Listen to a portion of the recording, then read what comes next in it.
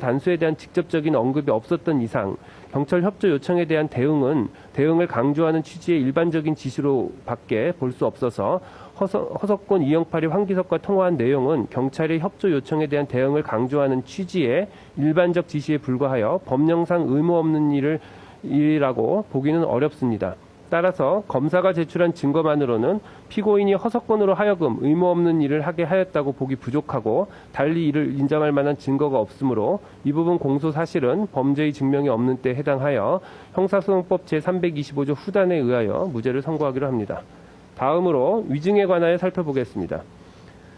공소사실의 요지는 피고인이 2025년 2월 11일 대통령 윤석열 탄핵사건의 증인으로 출석하여 증언하는 과정에서 사실 계엄 선포 당일 대통령 집무실에서 특정 언론사 단전단수 조치에 관한 문건을 받아 이에 관한 지시를 받은 사실이 있고 이에 따라 허석권에게 단전단수 지시를 한 사실이 있음에도 그런 사실이 전혀 없다는 취지로 허위로 증언하고 대통령 직무실에 들어온 조태열에게 윤석열이 제외공간 지시 문건을 전달하는 것을 그 자리에서 직접 목격하였고 대접견실에서 윤석열이 최상목에게 문건을 전달한 사실을 목격하였음에도 이를 보지 못하였다고 허위로 증언하였다는 것입니다. 이에 대해 피고인과 변호인은 위와 같은 지시 문건을 교부받거나 그 이행 지시를 받지 않았고 허석권에게 이를 지시한 사실이 전혀 없으며 조태열, 최상목이 문건을 전달받은 것도 보지 못하였고 설령 피고인이 이를 목격하였다 하더라도 당시 피고인은 급작스런 비상계엄 선포로 인하여 정신적 충격과 혼란에 빠진 상태였기 때문에 이를 정확히 기억하지 못하는 것일 뿐 기억에 반하는 진술을 한 것이라고 볼 수는 없다라고 주장하고 있습니다.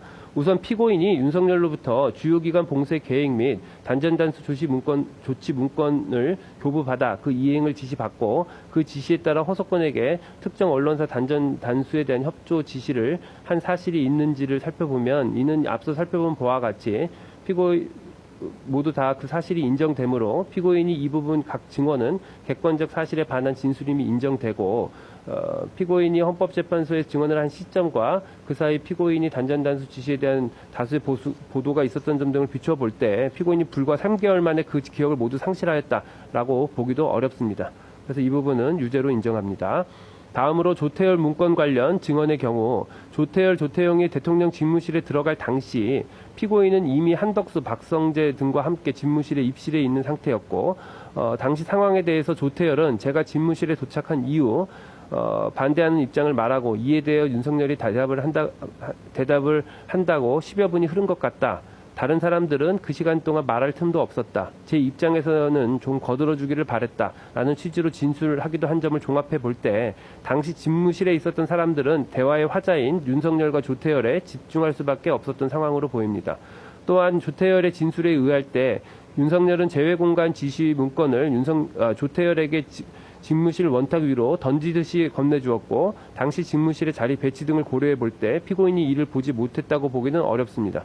더구나 당시 피고인과 함께 대통령 집무실에 있었던 김영호는 윤석열이 조태열에게 제외공간 지시 문건을 교부한 것을 보았다라고 진술하였고 김용현도 당시 집무실에서 제가 직접 외교부 장관에게 문건을 줄 수 없는 상황이라 대통령님께 전달해 드려서 대통령님께서 외교부 장관에게 문건을 건네주었다라는 취지로 집무실의 상황을 상세히 진술한 점 등을 종합하여 볼 때 피고인은 윤석열이 조태열에게 지시 문건을 전달하는 장면을 목격한 사실에 대하여 위증을 한 것으로 판단됩니다. 그래서 이 부분도 유죄로 인정합니다. 최상목 문건 관련 위증의 점에 대해서 보건대 대통령 접견실 CCTV에 의하면 윤석열이 최상목에게 예산 관련 지시 문건을 건네줄 당시 단순히 피고인이 얼굴과 몸이 윤석열과 최상목 쪽을 향하고 있었던 장면은 확인이 되지만 피고인이 이를 주시하고 있었는지는 정확히 확인되지 않습니다. 거기다가 피고인이 최상목에게 예산 관련 지시 문건을 건네줄 당시에 윤석열을 기준으로 왼쪽에는 박성재, 송미령, 피고인 순으로 착석해 있었고 오른쪽에는 정진석이 착석해 있었으며 테이블 끝에는 신원식이 착성돼 있었는데 송미령, 정진석, 신원식도 윤석열이 최상목에게 A4 용지 한 장을 건네는 것을 본 적이 없다거나 기억이 나지 않는다는 취지로 진술하고 있고 한편 당시 대접견실에 있던 상당수 국무위원들은 윤석열로부터 급작스럽게 비상계엄 선포 계획에 대해 들었고 실제로 그 계획에 따라 비상계엄이 선포되자 상당히 당황스러웠을 것으로 보이고 당시 상황 또한 매우 어수선했던 것으로 보이며 이로 인해 국무위원들은 대접근실에서의 상황에 대해서 다소 실제와 다르게 진술하거나 제대로 기억하지 못하고 있기도 했던 점 등을 종합해 볼 때 피고인이 해당 장면을 목격하였다고 하더라도 증언 과정에서 이를 단순히 기억하지 못하였을 가능성도 배제하기는 어렵습니다. 그렇다면 이 부분 공소 사실은 범죄의 증명이 없는 때에 해당하므로 형사소송법 제325조 후단에 의해 무죄를 선고하여야 하나 이와 포괄일제 관계에 있는 다른 위증죄를 유죄로 인정하는 이상 주문에서 따로 무죄를 선고하지는 않습니다. 마지막으로 피고인의 내란 주요 임무 종사와 유죄에 관한 위증죄에 관한 양형의 이유를 살펴보겠습니다. 내란죄는 국가의 존립과 헌법 기능을 파괴하고 사회의 근간을 뒤흔드는 국가적 범죄로서 그 위험성은 특정 영역에 국한되지 않고 국가 전체에 미친다. 피고인을 비롯한 윤석열, 김용현 등의 내란 행위는 헌법이 정한 절차를 무시하고 폭력적인 수단을 통해 국회를 포함한 국가기관의 권능 행사를 불가능하게 하여 그 기능을 마비시키려 한 것으로 민주주의 핵심 가치를 근본적으로 훼손한 것이므로 그 목적의 달성 여부와 무관하게 엄중한 처벌이 불가피하다. 피고인은 정부 고위 공직자로서 그리고 자유민주적 기본 질서를 수호해야 할 공동체의 일원으로서 헌법과 법률을 수호하고 이를 실현하기 위한 노력을 기울여야 할 헌법적 의무를 부담함에도 윤석열, 김용현 등의 지시에 따라 소방청에 직접 언론사 단전 단수에 대한 협조를 지시함으로써 내란 행위에 가담하였으므로 그 죄책이 결코 가볍지 않다. 더구나 피고인이 윤석열, 김용현 등의 내란 행위를 적극적으로 만류했다고 볼 만한 자료는 없고 오히려 이후 내란 행위의 진실을 밝히고 그에 합당한 책임을 지기는커녕 진실을 은폐하고 책임에서 벗어나고자 위증까지 하였다는 점에서 피고인에 대한 비난 가능성은 더욱 크다.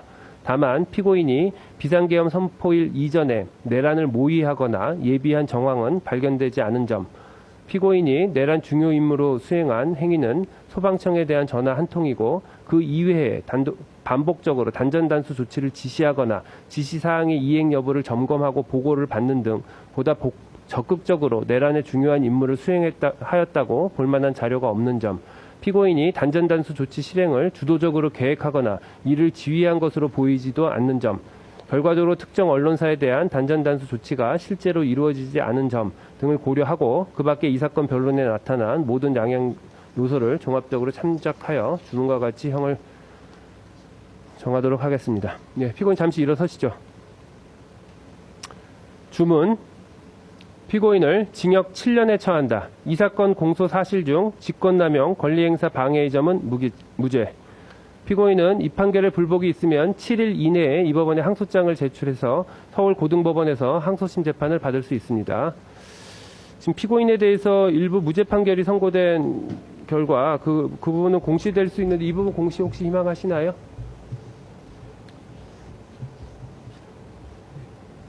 그 부분은 그러면 공시를 원하시나요? 예. 이 부분은 공시하도록 하겠습니다. 예, 선고 마치겠습니다. 가셔도 좋습니다.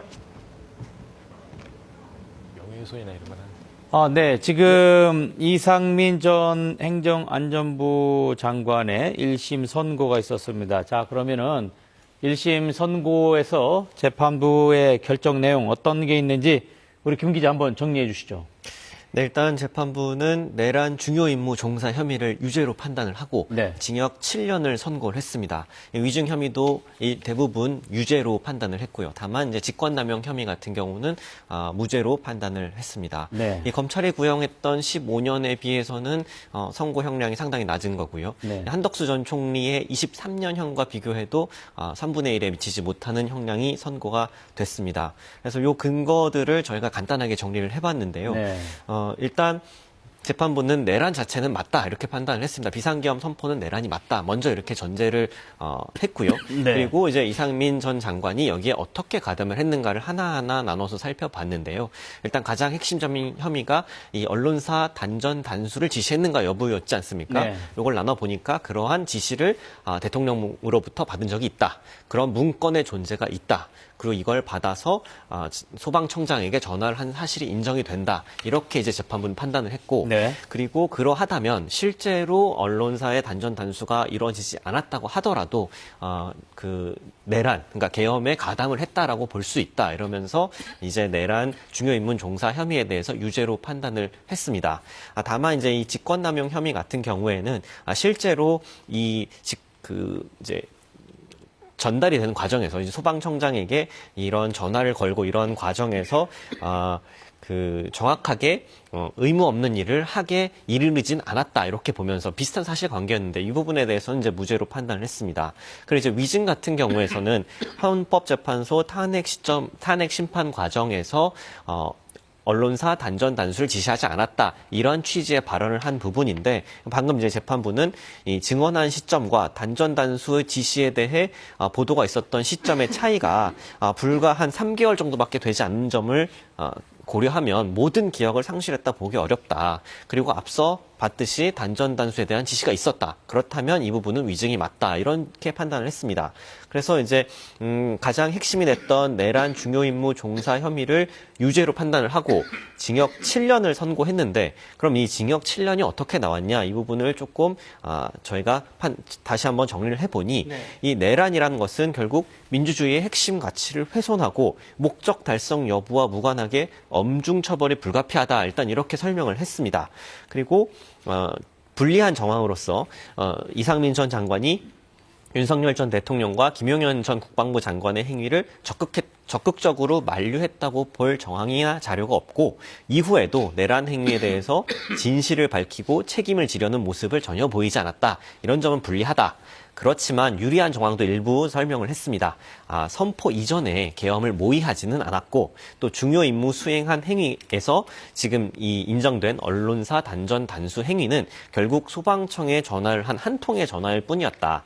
그 이와 관련해서 반복적으로 어떤 단전 단수를 지시하거나 이러지는 않았다. 그리고 실제로 언론사의 단전 단수가 이루어지진 않았다. 그러므로 이런 점들을 모두 종합해서 고려해서 1심 재판부는 징역 7년형을 선고를 했습니다. 네, 그렇군요.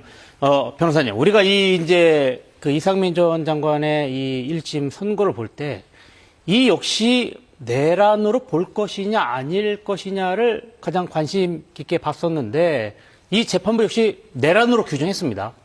네, 맞습니다. 그러니까 지난번 한덕수 총리 재판과 마찬가지로 이번에도 내란죄로 규정을 했는데요. 이번 재판부 같은 경우는 두 단계로 나눠서 설시를 했습니다. 그래서 첫 번째는 내란인지 여부에 대해서 평가를 했고요.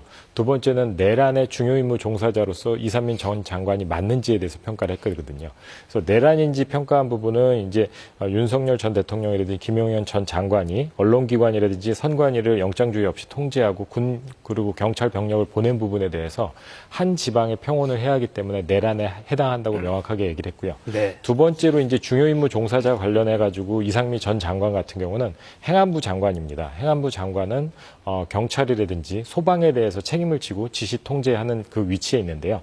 여기서 보면은 그 단전 단수에 대해서 지시 문건에 대해서 전혀 없다고 부정을 했지만 이러한 지시 문건이 존재를 하고 또 이런 지시 문건에 대해서 이행 조치 지시를 했고 CCTV를 봤을 때도 상위 주머니에서 3번 꺼내고 16분간 한덕수 총리랑 얘기했던 부분 그리고 소방청장의 법정 진술 이런 걸 토대로 했을 때 중요 임무 종사자가 맞다고 이렇게 다시 한번 확인했습니다. 네. 다만 이제 직권남용 권리행사 방해죄는 말 그대로 그 공무원이 직권을 남용해서 의무 없는 일을 시키는 부분이 있는데요. 여기서는 보면은 직권을 남용하지 않았다. 직무집행 범위 내의 행위였다고 하고 또 하나는 의무 없는 일까지는 아니다. 왜냐하면 경찰의 협조 요청에 오면은 상황 관리를 잘하자라는 거는 일반적인 지시에 불과하기 때문에 이런 부분이 법률상 의무 없는 일에 해당하지 않는다라고 이렇게 평가를 했습니다. 네. 마지막으로 위증죄 같은 부분에 있어서는 간단하게 얘기하면은 위증죄는 법률에 선서한 사람이 기억에 반하는 진술을 했을 때 위증죄에 해당하는데요. 여기서 보면은 객관적인 사실에 반하는 건 맞지만 기억에 맞냐 안 맞느냐 부분에 따라서 이제 위증죄에 해당할지가 판단이 되는데 법관 판사님 말로는 불과 3개월의 기억이 불명확해질 수 없다라는 것이 주요 논리였던 것 같습니다. 네, 그렇군요. 네, 지금 이상민 전 행정안전부 장관 1심 선고 관련돼서 지금 두 분 모시고 말씀 나눴습니다. 고맙습니다.